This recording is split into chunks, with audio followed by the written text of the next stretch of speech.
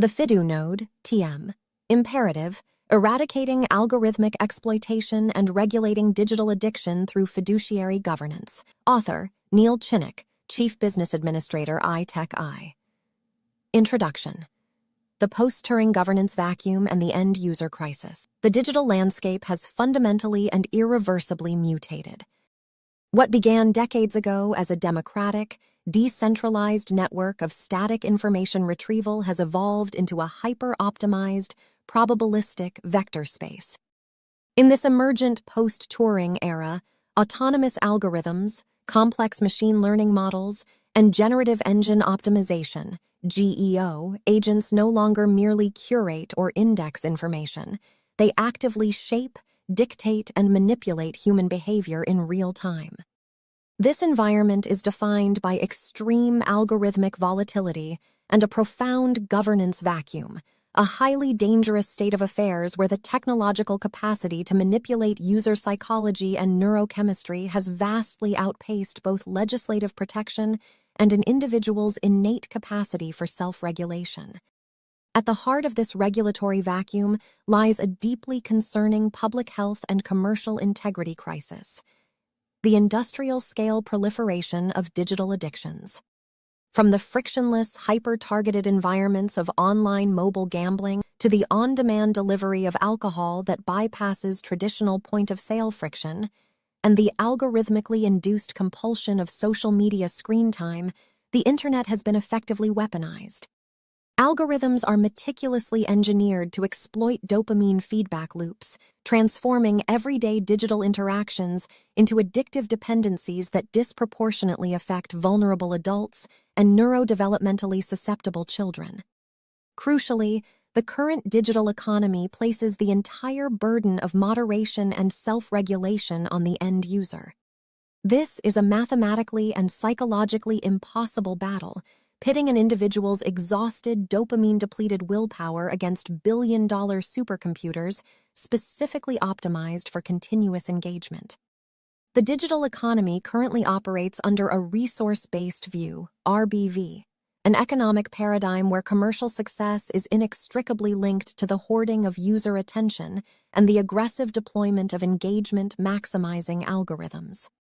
When confronted with the societal fallout of these practices, the industry defaults to soft law, superficial corporate social responsibility, CSR initiatives, performative wellness dashboards, and voluntary self-exclusion tools that an addicted user can bypass in a matter of seconds.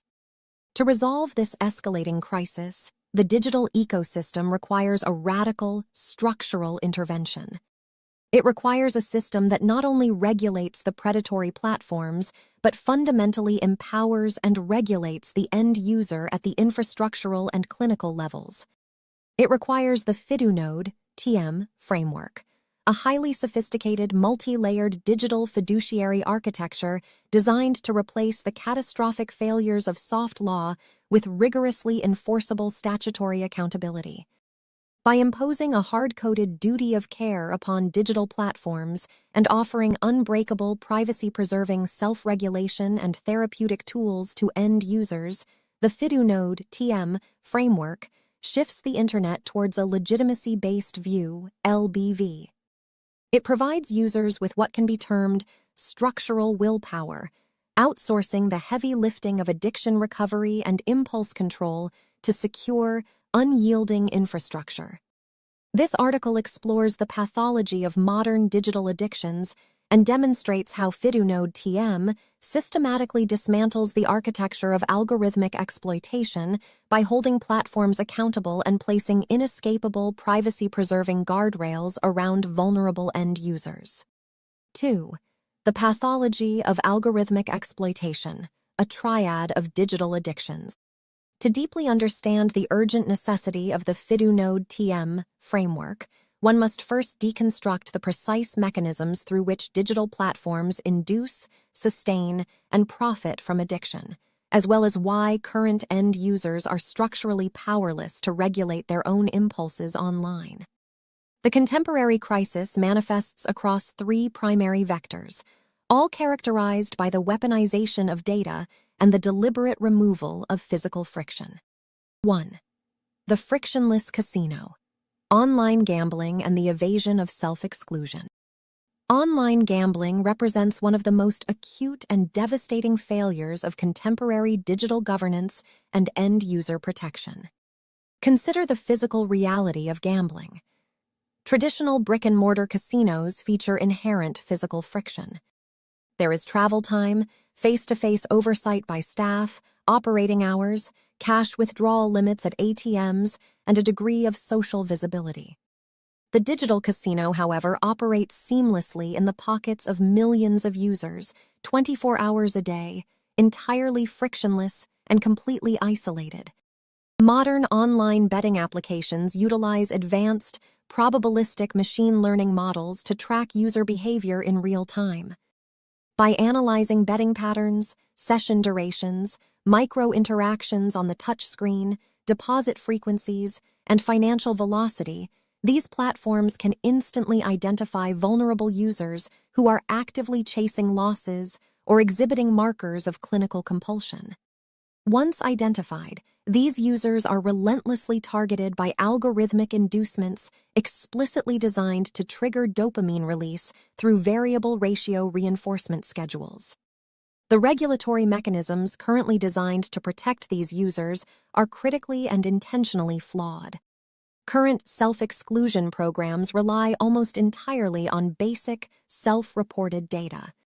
A problem gambler in the grip of a late-night compulsion can easily bypass these soft barriers. They simply use synthetic identities, slightly alter their personal details, borrow a spouse's credit card or device, or migrate to offshore, unregulated black market platforms using basic location masking tools. The industry maintains a facade of compliance while profiting immensely from the end user's structural inability to enforce their own desire to stop gambling. The user's willpower is systematically dismantled by frictionless design. 2. The digital speakeasy, alcohol delivery and age volume verification failures. The digitization of commerce has revolutionized the delivery of regulated goods, notably alcohol, vaping products, and pharmaceuticals. However, the regulatory framework governing age verification and restricted access has failed entirely to transition from the physical to the digital realm. In a physical retail environment, the point of sale represents a hard friction point. A human cashier assesses the buyer, observes their state of intoxication, demands state-backed proof of age, and holds the legal authority to refuse service. In the digital space, this friction is reduced to a performative algorithmic tick box. I confirm I am over 18. The real-world consequences are disastrous. Ambitious minors routinely use prepaid debit cards, parental credentials, or synthetic profiles to circumvent these gateways. This vulnerability extends to the physical point of delivery, where gig economy logistics networks are built on algorithms that incentivize speed. Couriers, penalized by algorithms for delays, frequently bypass face-to-face identification protocols, leaving age-restricted packages unattended on doorsteps or handing them directly to underage consumers. More insidiously, this frictionless environment destroys the ability of adults struggling with severe alcoholism to regulate their own environments. The friction of walking to an off-license and facing public scrutiny is eradicated. Alcohol can be summoned to their door with 3 taps on a smartphone. The digital economy treats the recovering alcoholic exactly the same as the casual consumer, actively facilitating relapse through hyper-convenience. 3. The attention economy, screen time, social media, and algorithmic compulsion. Perhaps the most pervasive and socially destructive form of digital addiction is screen time compulsion, specifically driven by infinite scrolling environments and short-form video platforms. This phenomenon is not a matter of a societal lack of discipline. It is the direct result of deliberate billion-dollar algorithmic engineering. Platforms utilize complex generative recommendation engines to deliver highly personalized, hyper-stimulating content designed explicitly to hijack the user's attention span. For children and adolescents, whose prefrontal cortexes, the brain region responsible for impulse control and rational decision-making, are still developing, the impact is catastrophic. Algorithms rapidly learn what triggers the most intense emotional responses, frequently outrage, body image insecurity, extreme parasocial validation or fear, and ruthlessly flood the user's feed to maximize retention. Features like autoplay and intermittent variable push notifications create a compulsive dopamine loop, identical to the behavioral conditioning of a slot machine. The resulting screen time addiction is empirically correlated with a global surge in youth anxiety, clinical depression, and severe sleep disruption. Current end-user solutions, such as operating system-based screen time limits, are spectacularly ineffective because they require the user to self-police. An addicted user, or a teenager, who reaches their limit simply dismisses the prompt, guesses the passcode, or switches devices. Because the regulation happens superficially at the device level, rather than at the infrastructural core, the platform's servers continue to supply highly addictive feeds. The fallacy of soft law and the failure of the resource-based view. Why has the global legislative community failed to regulate these obvious, systemic harms and provide end users with genuine, unbreakable regulatory tools? The answer lies in governance asymmetry, the vast gulf between rapid, well-funded technological innovation and a sluggish, reactive legislative response. Historically, governments have relied on the technology sector to self-regulate. Industry bodies release voluntary codes of conduct and offer performative gestures of compliance, such as digital wellness dashboards that merely track usage without effectively limiting it. However, institutional theory dictates that in a highly competitive, unregulated, and borderless market, organizations will inevitably gravitate towards the most profitable and often least ethical practices, unless forced otherwise by strict legal mandates. If one social media platform implements genuinely ethical design to reduce screen time, it simply loses market share and advertising revenue to a competitor willing to exploit dopamine loops to the maximum extent.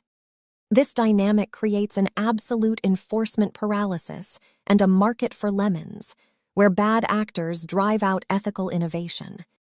Predatory application developers and offshore casinos expertly exploit jurisdictional liminality, the mismatch between strictly defined national laws and a borderless internet. When traditional regulators issue fines, multinational corporations view them merely as a nominal cost of doing business. Alternatively, malicious operators engage in Phoenix Company evasion, dissolving corporate entities and instantly reappearing under new names and URLs to continue their predatory practices unhindered. For the end user struggling with addiction, relying on the very platforms that profit from their compulsion to supply the cure is a profound conflict of interest and a guaranteed failure of governance. 4. The Fidu-node (TM) paradigm, architecting digital legitimacy and end-user boundaries. To definitively dismantle this architecture of exploitation, the digital economy must be forcibly transitioned from the exploitative resource-based view to the legitimacy-based view, LBV.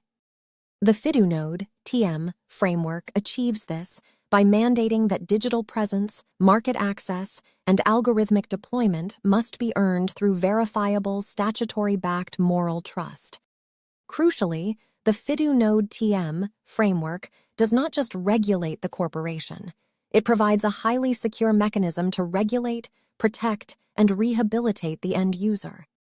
By establishing a secured supply chain of trust, the Fidu-node (TM) framework ensures that significant digital actions are irrevocably tied to verified accountability. The architecture operates on a profound dual-constraint model. First, it requires statutory, human-in-the-loop licensure for platforms and their executives. Second, it enforces rules not at the easily manipulated browser or application level, but at the foundational infrastructure layers of the Internet. By transforming Internet service providers, cloud hosts, and cybersecurity frameworks into active protocol guardians, Fidu-node (TM) moves the burden of safety away from the exhausted end user and embeds it directly into the Internet's structural bedrock. This allows end users to establish unbreakable personal boundaries, an infrastructural implementation of a digital Ulysses Pact. High-level resolution wine, secure identity sovereignty, and clinical integration. The most critical failure in combating digital addiction is the inability to definitively prove identity and enforce exclusion without creating a dystopian, privacy-violating surveillance state. The Fidu TM framework resolves this through highly secure identity infrastructure powered by advanced privacy-preserving verification methods. Under Fidu TM, performative tick boxes and easily bypassed web forms are rendered obsolete. Users authenticate through accredited, highly regulated identity custodians. When accessing regulated commerce, the platform queries the secure infrastructure. The system dynamically verifies the requirement, such as age eligibility or self-exclusion status, without ever transmitting or revealing the user's name, physical address, financial details, or underlying personal data. Real-world example 1. The inescapable gambling self-exclusion. Consider a user, John, who suffers from a severe online gambling addiction. Under current soft law systems, self-exclusion is fragile. John can easily bypass it in a moment of weakness by using a VPN or an alternative email address. Under the Fidu TM framework, John voluntarily exercises his autonomy by opting into a secure self-exclusion mandate.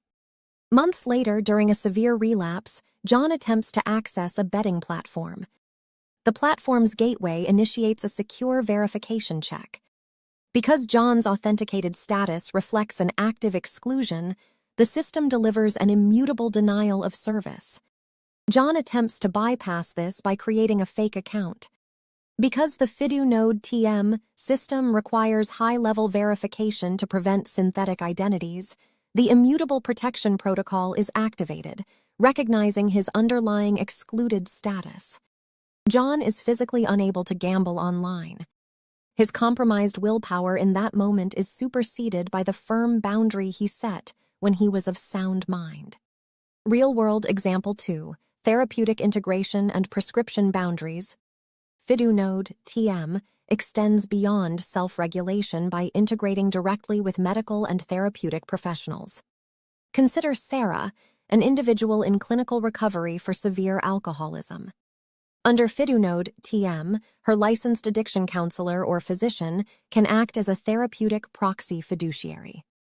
As part of a formal, legally binding medical treatment plan, the clinician updates Sarah's status to apply a digital sobriety lock.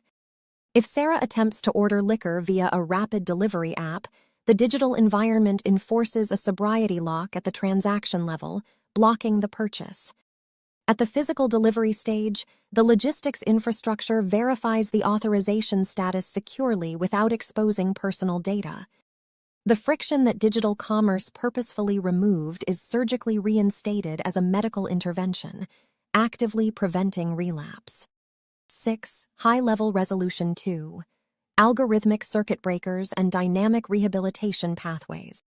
To combat algorithmic manipulation and screen time compulsion, Fidu TM dismantles the black box society by enforcing primary fiduciary liability upon the human operators of tech platforms. Social media platforms and AI developers are legally compelled to maintain transparent, secure explainability logs. If these logs reveal that an algorithm is actively funneling a user towards harmful dopamine loops, specialized digital courts can hold the licensed fiduciary personally accountable. The ultimate penalty is algorithmic disgorgement, the permanent, legally mandated deletion of the offending AI models and training datasets. Real-world example 3, regulating compulsive microtransactions. Addiction frequently takes the form of compulsive shopping, high-risk day trading, or gaming microtransactions. Consider a user, Emma, who suddenly initiates dozens of high-value microtransactions within a 2-hour window, a clear indicator of manic or addictive behavior. Under Fidu TM, this rapid financial velocity triggers an automated algorithmic circuit breaker. The platform is legally mandated to halt the transactions. The Fidu TM framework automatically enforces a temporary suspension of high-risk transactional privileges, initiating a mandatory cool-down protocol. The user is actively protected from ruining their financial life in a manic state, reinstating the natural friction required for rational decision-making. Real-world example 4. Dynamic rehabilitation pathways, digital restorative justice. Recovery from addiction is rarely binary. It is a process. Fidu-Node, TM, supports dynamic rehabilitation pathways, allowing for graduated, supervised re-entry into digital spaces. Rather than a permanent static ban, restrictions can be programmed to scale back as a user hits verifiable clinical milestones. For instance, a recovering day trader might transition from a total lockout to a strict daily transaction limit, managed and adjusted by their financial therapist. This transforms the internet from an all-or-nothing hazard into a supportive scaffold for recovery. 7. High-level resolution 3. Infrastructural quarantine and preserving civil liberties. A frequent and highly valid criticism of digital regulation is the allocation gap, the inability of domestic laws to control offshore entities. If an end user creates a self-exclusion lock, what prevents them from seeking out unregulated sites in the unauthenticated portions of the web? The Fidu-Node, TM, framework neutralizes this through infrastructural quarantine. Fidu-Node, TM, shifts the burden of enforcement to foundational transmission guardians, cloud providers, and internet service providers. Real-world example 5. Network-level quarantines. If John, the recovering gambler, attempts to bypass application-level blocks to reach an unregulated offshore casino, his network provider recognizes that his device is under a self-exclusion mandate. The infrastructure actively restricts the data flow specifically for John's device. The predatory site is quarantined from John at the infrastructural routing layer, ensuring that he cannot circumvent his own self-regulation. Crucially, a vital philosophical pillar of Fidu-Node, TM, is the preservation of civil liberties. Fidu-Node, TM, does not seek the impossible and dystopian goal of criminalizing the entire unauthenticated internet. Doing so would violate universal human rights, destroying the anonymity required by political dissidents and whistleblowers. It permits the unauthenticated web to exist, but subjects it to strict infrastructural quarantine for regulated commercial transactions. Fidu-Node, TM, allows the adult end user to exercise an opt-in autonomy defense, placing the power of restriction entirely in the hands of the individual while protecting the general public. Va-8. High-level resolution 4. Actuarial governance and the societal immune system. Corporate behavior only changes when financial incentives are permanently altered. The Fidu-Node TM framework introduces a powerful, market-driven economic deterrent through actuarial governance, ensuring platforms strictly respect the regulatory boundaries set by end users and clinicians. Cyber insurers receive high-level, anonymized compliance data regarding a platform's adherence to fiduciary standards. If a delivery app allows an age-restricted transaction to bypass a user's clinical sobriety lock, or if a social media platform attempts to bypass a minor's screen time limits to boost quarterly advertising revenue, insurers immediately detect the deviation. The framework empowers insurers to automatically apply a trust tax, a punitive, dynamic, and immediate escalation in cyber insurance premiums based strictly on actuarial risk. This prices predatory digital behavior entirely out of the market. The societal immune system, mitigating the Peltzman effect. A significant psychological risk in any robust safety system is the Peltzman effect, risk compensation. If end users believe the framework renders the internet entirely safe, they may become complacent, lowering their guard against sophisticated social engineering or spoofing attacks. To mitigate this, Fidu-Node, TM, does not allow trust to operate invisibly in the background. It mandates the use of polymorphic trust signals at the user interface layer. Browsers and operating systems must display dynamic, time-dependent badges that require conscious user interaction. By forcing the user to actively verify the health of the platform they are interacting with, Fidu TM maintains a vigilant societal immune system, ensuring that end users remain active rather than passive participants in their own digital safety. ICE, creating sanctuary environments, proxy fiduciaries, and the protection of the vulnerable. A highly specialized application of the Fidu TM framework is its nuanced approach to creating safe digital zones, structurally enforcing breaks from the digital world for developing children. Because the secure identity infrastructure can confirm if a device is operated by a minor without extracting personal identity, the framework mandates the creation of sanctuary environments.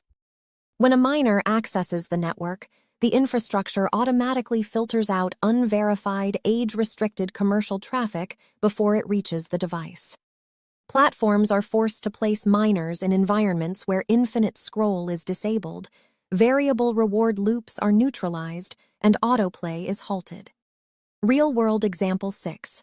Unbypassable screen time curfews for youth. Consider a teenager suffering from severe social media addiction, scrolling short-form video apps until 3 a.m., resulting in chronic sleep deprivation. Currently, teenagers easily bypass parental control apps by deleting software or altering device clocks. Under Fidu TM, the parent, acting as a proxy fiduciary, sets a strict mandate. Social media access is capped at a specific time limit with an absolute evening curfew. This is not an application-level rule, it is an infrastructural boundary. As the teenager engages with the platform, the framework monitors the active session constraints. Once the prescribed limit is reached, access credentials securely expire, prompting the transmission infrastructure to halt the flow of data from social media servers to that specific device. The teenager cannot bypass it. The end user is safely and inescapably regulated, restoring healthy boundaries that technology had previously obliterated. Furthermore, Phoenix evasion is rendered impossible for malicious corporations attempting to target these vulnerable demographics. Because digital licenses to operate are inextricably tied to the verified real-world identities of the fiduciaries in charge, a bad actor cannot simply create a new digital shell company. Their individual signature is permanently locked out of the authenticated supply chain. Conclusion. Reclaiming human agency in the digital commons.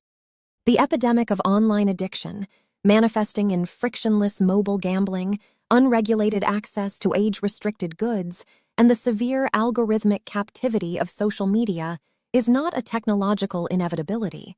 It is the direct result of a structural governance failure. As long as the Internet remains an anonymous, unverified space where platforms bear no fiduciary responsibility for the psychological impact of their code, and where end users are stripped of the infrastructural tools to set unbreakable digital boundaries for themselves and their children, vulnerable populations will continue to be exploited for corporate profit. Monolithic, slow-moving legislation and voluntary corporate guidelines are entirely incapable of combating this crisis. The speed, opacity, and transnational nature of algorithmic manipulation require a response that is mathematically unyielding and infrastructurally enforced. The Fidu TM framework offers this definitive solution. By transitioning the digital economy from an exploitative, resource-based view to a legitimacy-based view, it establishes a world where trust, safety, and human accountability are non-negotiable prerequisites for market participation. Crucially, Fidu TM goes far beyond corporate punishment. It empowers, regulates, and rehabilitates the end user. By systematically weaving together identity verification, hardware-level network gating, algorithmic circuit breakers, clinical therapeutic integration, and proxy fiduciary controls, it dismantles the architecture of online addiction. It provides recovering addicts with unbreakable digital pacts for self-exclusion, gives medical professionals the technical mechanisms to enforce rehabilitative boundaries, protects personal finances with automated circuit breakers, and arms parents with network-level curfews that cannot be hacked by a determined teenager. Fidu-Node, TM, achieves this monumental task without sacrificing the fundamental human right to privacy, verifying safety restrictions without exposing personal data. It builds an impenetrable fortress around the vulnerable without strip-searching the innocent. We are standing at the absolute frontier of digital governance. We can either continue to allow opaque algorithms to monetize human compulsion and degrade public health, or we can implement the Fidu-Node TM framework to forcefully reassert human agency. By embedding a statutory duty of care into the very protocols of the Internet, Fidu-Node TM provides the essential enforceable blueprint for a digital commons that prioritizes human welfare, epistemological integrity, and enduring moral legitimacy over algorithmic exploitation.